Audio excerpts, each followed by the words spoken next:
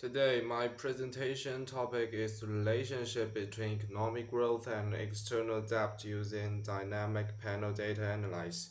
My name is Liu Yihui. My metric number is P150653. This study investigates the dynamic relationship between external debt calculation and economic growth in 10 middle-income Asian economics from 2001 to 2022 using dynamic panel data techniques. I include mean group PMG model and ARDL models, analyze both short and long-term effects while addressing non-sectionary and cross-sectional heterogeneity. Results indicate a significant long-term negative relationship from GDP to external debt, constructing with a robust positive impact from investment. Short-term dynamic reveal weak effects but highlight error correction mechanism restoring equilibrium at 27.3% annual speed.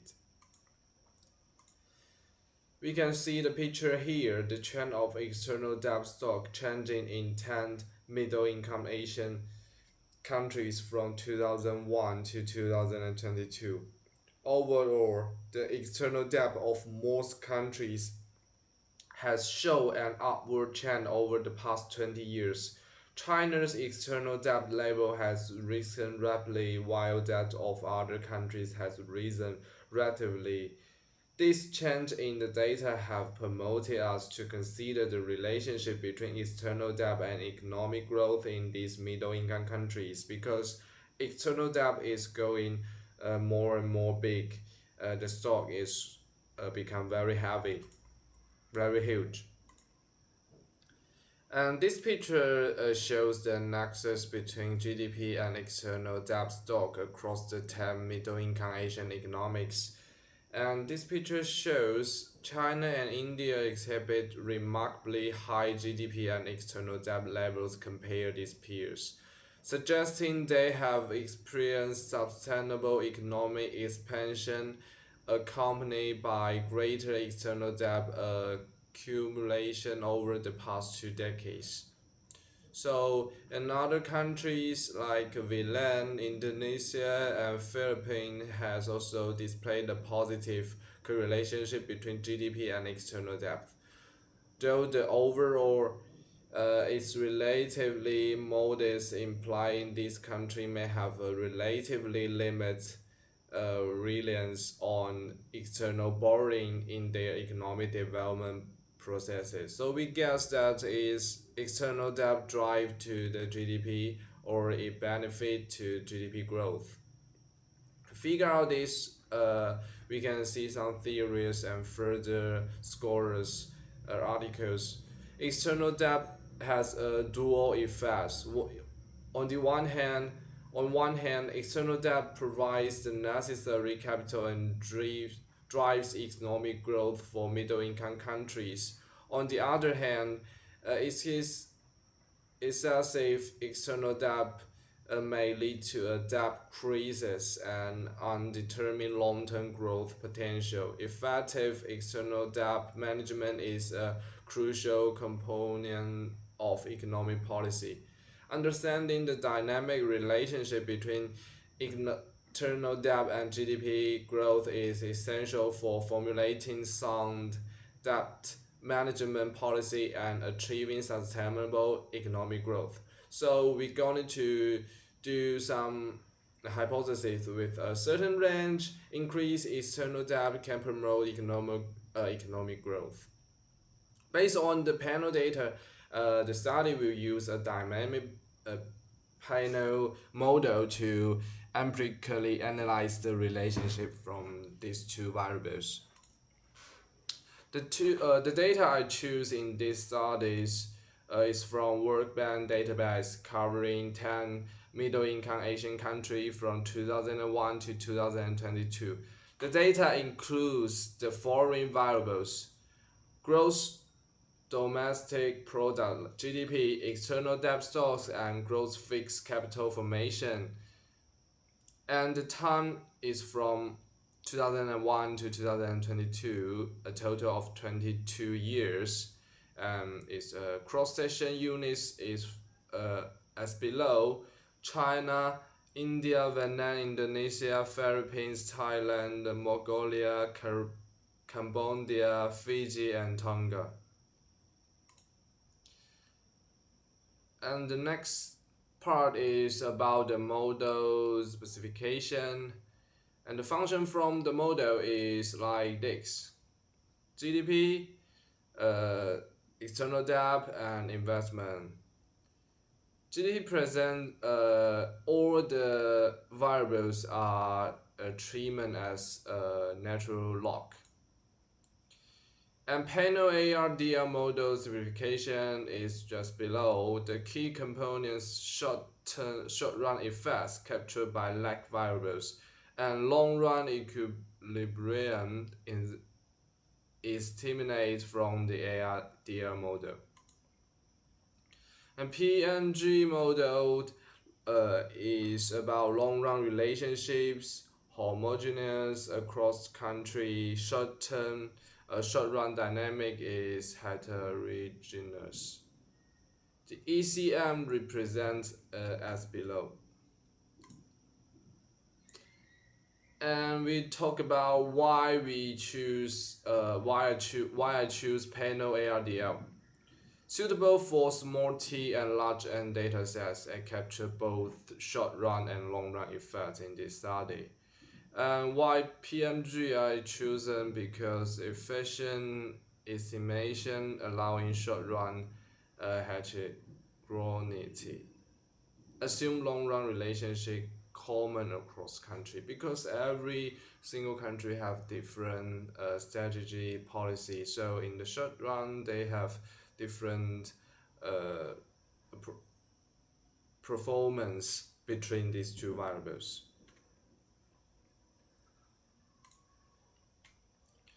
And going to the analyze, we have to doing the testing about before we doing the models. The first is sessionary test. We can see from the table 1, I do the LLC unit root test from this panel data. According to the results, the p-value of GDP is 0.0792, which fails to reject the null hypothesis, indicating that the GDP series is non-sessionary. In contrast, the p-value of DOD, external debt, and investment INV are significantly less than 0.05, rejecting the null hypothesis and suggesting that DOD, external debt, and INV investment series are sessionary. We go to the further text. This text allows the panel autoregressive parameters to be panel specific, suggesting that different panels can have different dynamic characteristic, which makes the result more flexible and reliable. So we can see the results. All these variables are sessionary. And the next step, I use the 3 method to test of the co-integration. The 3 test methods collectively demonstrate that there is a long-term equilibrium relationship among the variables. Although the sensitivity and robustness of the different tests vary slightly, which may relate to the panel heterogeneity assumption and residual structure.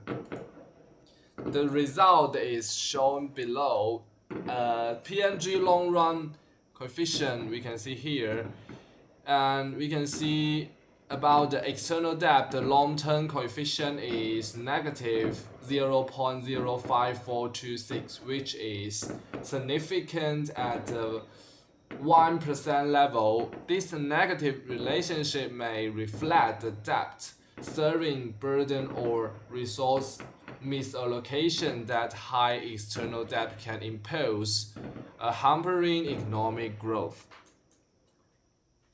About the investment, the long-term coefficient is 0.955048, which is highly significant at the 1% level. This result is consistent with neoclassical growth theory, where investment has a crucial component of capital accumulation is a core driver of long-term economic growth. As for the short run, we can see the ECM10, ECT, the coefficient is minus 0.273242, which is statistically significant at the 5% level. This indicates the presence of the significant adjustment mechanism in the system. It's about 27.3% of deviation from the long term is corrected each period, which let's say is yearly, suggesting a moderate speed of convergence.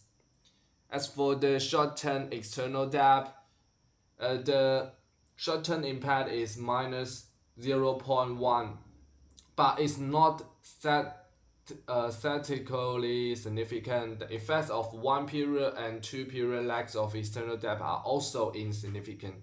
So in the short run, external debt would not significantly affect the GDP growth. As for the investment has a significant positive effect on economic growth in the short term. But this effect tends to weaken in the lag periods. This may indicate that the short-term effects of investments are more direct, but its sustained impact requires a long period of accumulation. And about the co-integration tax from each country, and we can see from this picture present the co-integration tax and their respective sample observation from 10 countries. This significance of the co-integration relationship is typical assessed based on the critical values under the specific model settings, such as chain type and intercept from. And I do the Holtzman tax. The Holtzman tax results show in table 6, comparing the PMG model and MG model. The null hypothesis is that difference between the PMG and MG estimates is not statistically significant, implying the homogeneity of the long-run coefficient across groups. The results suggest that PMG estimation is appropriate related to the MG estimation, and the assumption of homogeneity of the long-run coefficient in the model is supported. And we can see the result of the MG model, and it's the same. Long-run coefficient is negative, and but it's not significant. As for the investment, that's for the external debt, coefficient is negative but not significant. As for the investment, the coefficient is positive and significant. So it's similar to the PMG model. So the PMG model, I think, is robust. This next, last but not least, is conclusion. In summarize, this study contributes vital empirical evidence to the discourse on external debt and economic growth, offering insights into the complex mechanism of economic development. This study emphasizes the importance of econometric approach in understanding the relationship between debt, investment, and economic performance. So based on this, we can do some policy recommendation that we have to focus on our external debt management for these 10 countries. That's all. Thank you.